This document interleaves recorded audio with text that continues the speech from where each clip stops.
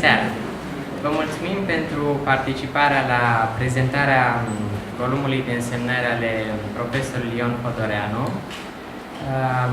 Însemnările din această carte au fost scrise într-un caiet de buzunar al autorului de-a lungul a 11 ani. O să dau acum cuvântul domnului profesor Tader Paleolo. Atunci când văd o asemenea carte, mă gândesc că tata ar fi putut muri și el, da? Pentru că este exact aceeași generație, o generație care a fost decimată. Și, acum, pe de altă parte, dacă tatăl dumneavoastră se întorcea de pe front, sigur ajungea în închisoare. Tatăl Ion Podoreanu, tot Ion Podoreanu, a murit în primul război mondial, autorul acestor însemnări, fiind și el mic copil. Primul copil, că nici nu știa, dar pe front nu știu dacă a primit carte, să știe dacă i s-a născut fată ori băiat. Am fost dus ca glotaș, moș. Da, și am fost dus ca glotaș. Da, pentru că moșul, cum spuneți dumneavoastră, a fost în armata austriacă. Da, era glotaș. Deci a plecat încă din 1914. Era pe front când s-a născut tata. Și acum, 2014, sunt 100 de ani de la nașterea lui Ion Podoreanu și de la moartea celuilalt Ion Podoreanu. Da? Deci o dublă comemorare, sau cum să spun. Sunt multe note foarte frumoase, dar asta e foarte emoționant în perspectiva destinului pe care îl știm. E ca în tragedia greacă. Da? Când știi de la început că personajul va sfârși, era ceva care dădea mai multă pondere celor spuse și celor făcute de personaj. Mă gândesc, nu știu, la Hector, de exemplu, sau la Achille. Noi știm ce se va întâmpla cu ei. Da? Și atunci fiecare din gesturile lor, chiar cele mărunte, capătă o cu totul altă dimensiune. La fel este și acest carnet de notițe. Da? Capătă o cu totul, o aură cu totul aparte, știind că acest om a murit la 28 de ani pe front. Este vorba de un text foarte amestecat. E deopotrivă un ansamblu de aforisme, să spunem așa, dintre care unele sunt foarte, foarte bune, cum e cel pe care vi l-am citat mai devreme, cel cu je crois, donc je serai. Da? Mi se pare extraordinar. Da? Și extrem de frumos și de profund. În primul rând, trebuie să subliniem aici pietatea fiului. Da? Este un lucru extrem de important, dar este și tot acest ansamblu emoțional, da? care ține de pietatea fiului, de faptul că doi dintr-unul, ca să spun așa, ne gândim la doi oameni, la doi eroi din cele două războaie, bunicul și tatăl, da? Sunt, cum să spun, sunt împreună în această comemorare. Povestea acestei cărți este și povestea și o manieră de a marca memoria a doi eroi. Dar nu este puțin lucru. Da? Este un lucru extrem de important și nu numai pentru dumneavoastră, ci pentru noi toți. Sper că nu știu că n-am umplut în niciun caz golul pe care l-a lăsat Neagu Giuvara, dar cel puțin m-am străduit și sper să mai continuăm și o dezbatere, nu? Pe marginea cărții, după celelalte luări de cuvânt. Vă mulțumesc!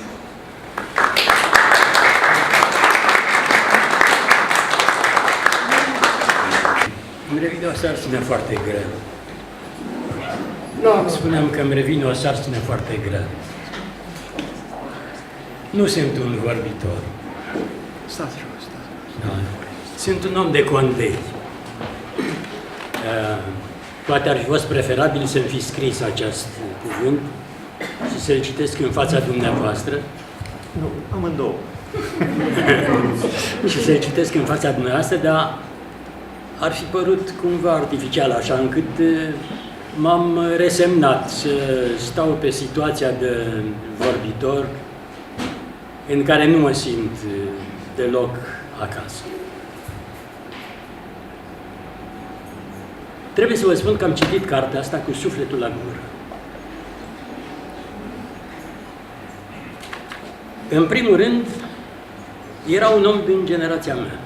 Mi se năștea și creștea mereu regretul de a nu-l fi cunoscut.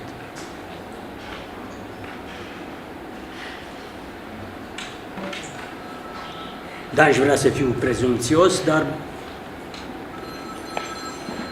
eram croit din același aluat cu el. Cel mai bine ar fi să iau cartea așa de la început și să încep să vă citesc în fața dumneavoastră, ca să vă pot împărtăși prin chiar cuvintele originale ceea ce scrie, ceea ce a simțit, ceea ce a scris această carte. M-ați impresionat până la lacrimi. Și iau eu cuvântul ca să vă... nu eu, de fapt, vreau să citesc două lucruri scrise de tatăl meu. Întâi, un portret al părinților lui, și a fost prins de ruși, sănătos și dus spre Siberia, a murit pe drum de disperare, de fapt de tifos. În oraș n-avea stare, se silea să se întoarcă acasă ca să ia el în mână furca sau coasa sau cornul boului de la sus. Rămasă singură așa de tânără, a fost ruinată de niște tutori bătrâni, nu știu cum se pronunță, tutori bătrâni. I-a devenit viața insuportabilă în mijlocul celorlalți frați ai sosului, ai tatii, care n-au ajutat-o deloc, de-aia s-a luptat cu suga. A trebuit să se resemneze la o viață săracă, plină de lipsuri, numai să scape de nesiguranța, de echivocul, de provizoriu în care trăia. Vorbele ei au atâta înfiorare de durere în ele, încât tremuri și îngheți când le auzi. Mai ales e așa când e bolnav.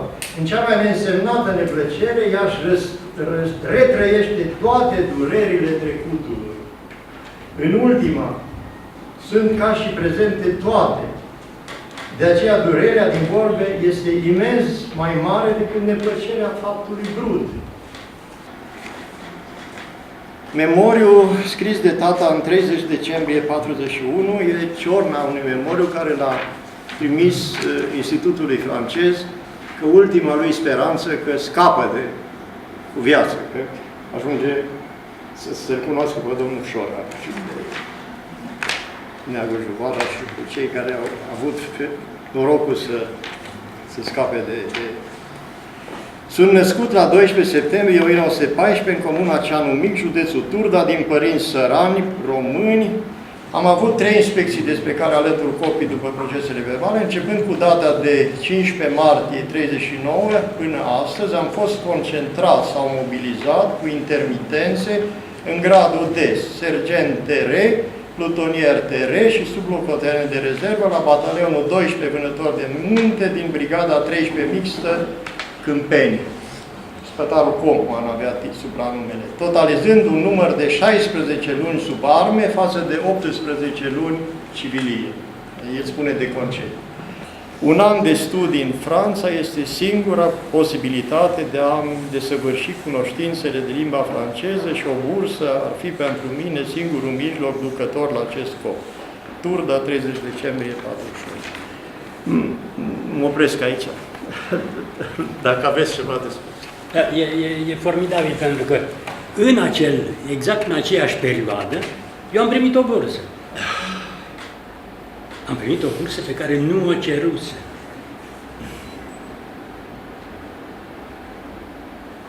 Și am fost trimis în Franța, unde am rămas 1 an, 2 ani, 3 ani, 4 ani, 10 ani de zile am rămas în Franța,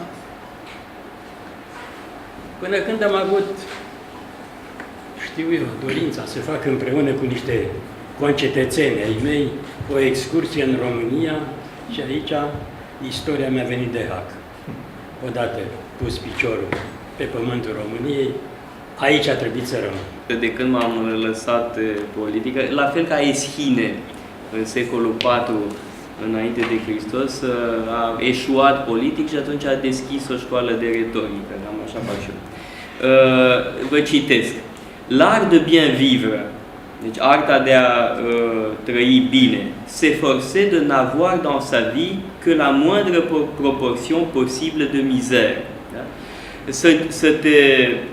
Să faci în așa fel încât în viața ta să ai parte de cât mai puține mizerii, da? De suferințe. Mărșăvia curtezanilor nu e limitată decât de conflictele ce se iscă între ei la împărțirea prăzilor.